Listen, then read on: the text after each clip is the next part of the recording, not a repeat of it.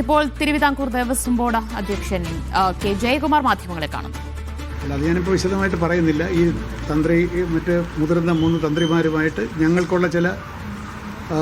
ഞങ്ങൾക്ക് ബോർഡിന് ചില കാര്യങ്ങളൊക്കെ ഉണ്ടല്ലോ, അത് അവരുമായിട്ട് ചില ആശയവിനിമയം നടത്തുമ്പോൾ ഞങ്ങൾക്കൊരു വ്യക്തത വരും. ആ വ്യക്തതയോടുകൂടി 25-ആം തീയതിയുള്ള ബോർഡിൽ പോകാനാണ് തീരുമാനം. അവരോട് എന്ത് സംസാരിക്കാൻ പോകുന്നു എന്നുള്ളത് ഞാനിപ്പോൾ പറയാൻ പോകുന്നില്ല. എന്താ അക്കീരമൺ കാളിദാസ ഭട്ടതിരി, നമ്മുടെ അമ്പലപ്പുഴയിലെ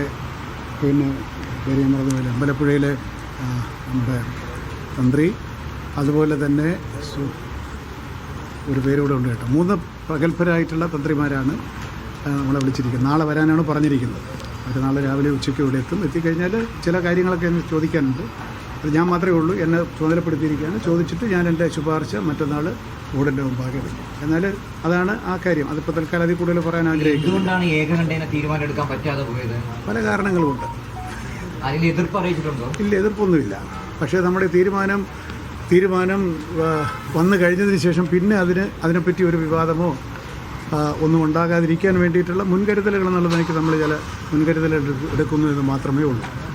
എന്നാൽ അതിനേക്കാൾ പ്രധാനപ്പെട്ട വിഷയം എനിക്ക് നിങ്ങളോട് പറയാനുണ്ട്. അതാണ് ഇതെവിടെ നിൽക്കട്ടെ. ഇത് എൻ്റെ കയ്യിലുള്ളത് ഈ 2018 ജൂൺ മാസത്തിൽ അന്ന് ശബരിമലയിൽ വെച്ച് നടത്തിയ ഒരു ദേവപ്രശ്നത്തിൻ്റെ ചാർത്താണ്. ജൂൺ 2018, 8 വർഷത്തിന് മുമ്പ് ശബരിമലയിൽ ഒരു ദേവപ്രശ്നം നടത്തിയിരുന്നു. അപ്പോൾ ഇപ്പോൾ ഇത് നമ്മുടെ ശ്രദ്ധയിൽപ്പെടാനും ഒക്കെ തീർത്ഥക്കുളം തീർക്കുന്നതിനെപ്പറ്റി കഴിഞ്ഞ ബോർഡ് ഒരു തീരുമാനമെടുത്തിരിക്കും. കാരണം ശബരിമലയിലെ തീർത്ഥക്കുളം തെറ്റായിട്ടുള്ള ദിശയിലാണുള്ളതെന്നും അത് വാസ്തുശാസ്ത്രപ്രകാരം തെറ്റാണെന്നും നേരത്തെ അഭിപ്രായപ്പെട്ടിട്ടുള്ളതിൻ്റെ ശ്രദ്ധയിലുണ്ടായിരുന്നു. അങ്ങനെ ബോർഡിൽ വെച്ച് നമ്മൾ തീരുമാനിച്ചു. എന്നാൽ അതിൻ്റെ ഫുൾ ചാർട്ട് ആവശ്യപ്പെട്ടപ്പോഴാണ് ഞാൻ ഈ ചാർട്ട് വായിക്കാനിടയായി. ഇന്നത് ബോർഡിൽ വെച്ചിട്ട് ഇതിനകത്ത് 2018 നടന്ന ഈ ദേവപ്രശ്നത്തിൽ പത്മനാഭ ശർമ്മ എന്ന് പറയുന്ന വളരെ പ്രഗത്ഭനായിട്ടുള്ള അദ്ദേഹമാണ് ദേവപ്രശ്നം നടത്തിയത്. വളരെ നീണ്ടുനിന്ന സമഗ്രമായിട്ടുള്ളൊരു ദേവപ്രശ്നത്തിൽ ഒരുപാട് പരിഹാരങ്ങൾ പറഞ്ഞിട്ടുണ്ടായിരുന്നു. ഒരുപാട് പരിഹാരങ്ങളും പ്രായശ്ചിത്ത പൂജകളും ഒക്കെ പറഞ്ഞിട്ടുണ്ട്. അത് എന്ന് പറഞ്ഞാൽ ഒരു 10, 40, 50 ക്ഷേത്രങ്ങളിൽ നടത്തേണ്ടതായിട്ടുള്ള പരിഹാരക്രിയകളാണ് പറഞ്ഞത്. ഇത് വിശ്വാസത്തിൻ്റെ പ്രശ്നമാണ്. ഈ പരിഹാരക്രിയകളിൽ ഒന്നും തന്നെ ചെയ്തിട്ടില്ല. ഗുരുവായൂർ പാൽപ്പായസം നടത്തുക മാത്രമാണ് ഇതിന് ചെയ്തത്. ഈ പറയുന്ന 10, 40 വളരെ പ്രധാനപ്പെട്ട പരിഹാര പൂജകൾ, പ്രായശ്ചിത്ത പൂജകൾ ഇതിനകത്ത് നിർദ്ദേശിച്ച പ്രകാരം എല്ലാം ചെയ്യണമെന്ന് ഇന്നത്തെ ബോർഡിൻ്റെ ആദ്യത്തെ തീരുമാനം അതാണ്. അതിനുവേണ്ടി നമ്മൾ ഇപ്പോഴത്തെ പുതിയ എക്സിക്യൂട്ടീവ് ഓഫീസർ, ശബരിമലത്തെ എക്സിക്യൂട്ടീവ് ഓഫീസർ ശ്രീ ശാന്തകുമാറിനെ പ്രത്യേകമായി ചുമതലപ്പെടുത്തി അതിനുവേണ്ടി 5 ലക്ഷം രൂപ ഈ പൂജകൾക്ക് മാത്രമായി 5 ലക്ഷം രൂപയും അദ്ദേഹത്തിന് അനുവദിച്ചിട്ടുണ്ട്.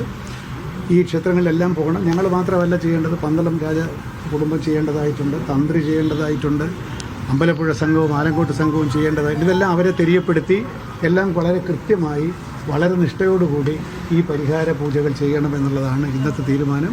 ബോർഡ് അംഗങ്ങളും പ്രസിഡൻറ്റും ഒക്കെ എവിടെയെല്ലാം നമുക്ക് പോകാൻ സാധിക്കുമോ അവിടെയെല്ലാം പോയി പങ്കെടുക്കുക.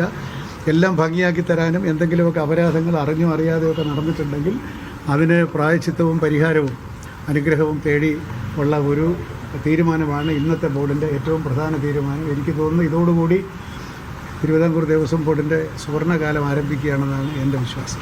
അതിന് മുന്നോടിയായിട്ട് മുൻ പ്രസിഡന്റ് കൂടി അറസ്റ്റ് ചെയ്തിട്ടുണ്ട്, ഒരു പ്രസിഡന്റ് കൂടി.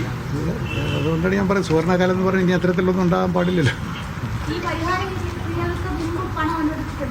ഇല്ല, ആദ്യമായിട്ടാണ് ഇതിനെപ്പറ്റി ഒരു ചിന്ത, ഇതിനെപ്പറ്റി ഒരു ചർച്ച ഉണ്ടാകുന്നതും ഒരു തീരുമാനമെടുക്കുന്നതും ആദ്യമായിട്ടാണ്.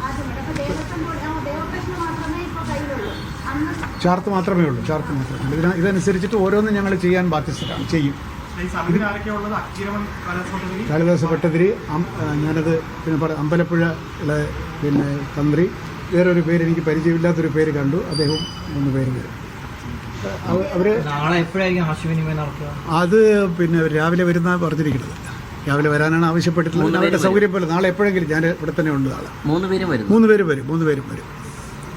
അപ്പോൾ അതുകൊണ്ട് ഈ ദേവപ്രശ്ന ചാർത്തിന്മേലുള്ള പരിഹാരത്തിലാണ് ഇപ്പോൾ ഞങ്ങളുടെ വലിയൊരു ആശ്വാസം ഇരിക്കുന്നത്. അതുകൊണ്ട് ഒരുപാട് ക്ഷേത്രങ്ങൾ ഗുരുവായൂർ മുതൽ മൂകാംബിക വരെയുണ്ട് എന്ന് പറഞ്ഞു വിടാം. ഇതൊക്കെ ദേവൻ്റെ ചില അപ്രിയങ്ങൾ, ചില ആചാര ലോപങ്ങൾ, തെറ്റായിട്ടുള്ള ചില പ്രവൃത്തികളൊക്കെ ഉണ്ടല്ലോ. ഇതെല്ലാം നമുക്ക് അറിഞ്ഞുകൂടാത്ത തലത്തിലാണല്ലോ ഇതിൻ്റെയൊക്കെ റിയാക്ഷൻസ്. അതെ, ഇപ്പോൾ കലങ്ങി കിടക്കുകയാണ് തെളിയും. വിശ്വാസികളല്ലാത്ത ആൾക്കാർ ഇതിന്റെ ചുമതല ഇരുന്നതിൻ്റെയൊക്കെ കാരണമാണോ? ഞാനതിനെപ്പറ്റി ഒന്നും പറയാൻ ആഗ്രഹിക്കുന്നില്ല. ഞാനൊരു വിശ്വാസിയാണ്, അതുകൊണ്ട് ഞാനിതിലൊക്കെ വിശ്വസിക്കുന്നുണ്ട്. ഈ പരിഹാരങ്ങൾ ചെയ്യാൻ നമ്മൾ ബാധ്യസ്ഥരാണ്. ഇല്ലെങ്കിൽ നമ്മൾ പ്രശ്നം നടത്താൻ പാടില്ല. ഈ പരിഹാരങ്ങൾ ചെയ്യാത്തതിന്റെ വിഷമങ്ങളാണ് ഇപ്പോൾ അനുഭവിക്കുന്നത്. വിശ്വാസമാണ്. പരിഹാരക്രിയകൾ ചെയ്യണം. നമ്മൾ ഒരു ക്ഷേത്രത്തിൽ പൂജ നടത്തുമ്പോൾ അതിന് എന്തെങ്കിലും അനുകൂലമായ ഫലമുണ്ടാകുമെന്ന് വിശ്വസിക്കാമെങ്കിൽ ആ പൂജയിൽ എന്തെങ്കിലുമൊക്കെ ലോപമുണ്ട് എങ്കിൽ അനുകൂലമല്ലാത്ത ഫലവും ഉണ്ടാകാമല്ലോ. അത് പ്യുവർ ലോജിക്കല്ലേ. അതുകൊണ്ട് ഇത് വിശ്വാസത്തിൻ്റെ ഒരു വിഷയമാണ്. അത് ദേവസ്വം ബോർഡ് ഇത്തരത്തിലുള്ള വിശ്വാസങ്ങൾ സംരക്ഷിക്കാൻ ബാധ്യസ്ഥമാണ്. യെസ്, തിരുവിതാംകൂർ ദേവസ്വം ബോർഡ് അധ്യക്ഷൻ കെ ജയകുമാർ കാര്യങ്ങൾ വിശദീകരിക്കുകയായിരുന്നു. 2018 നടന്ന ഒരു ദേവപ്രശ്ന ചാർട്ട് സംബന്ധിച്ചും അതുപോലെ തന്നെ തന്ത്രിയെ തീരുമാനിക്കുന്നത് സംബന്ധിച്ചുമാണ് അദ്ദേഹം പറഞ്ഞിരിക്കുന്നത്. സമിതിയെ നിയോഗിച്ചിട്ടുണ്ട്. അതിൽ യാതൊരു പരാതികളും പിന്നീട് ഉയർന്നു വരാതിരിക്കാൻ വേണ്ടിയാണ് അങ്ങനെയൊരു സമിതിയെ തീരുമാനിച്ചിരിക്കുന്നത് എന്നാണ് അദ്ദേഹം വിശദീകരിച്ചിരിക്കുന്നത്.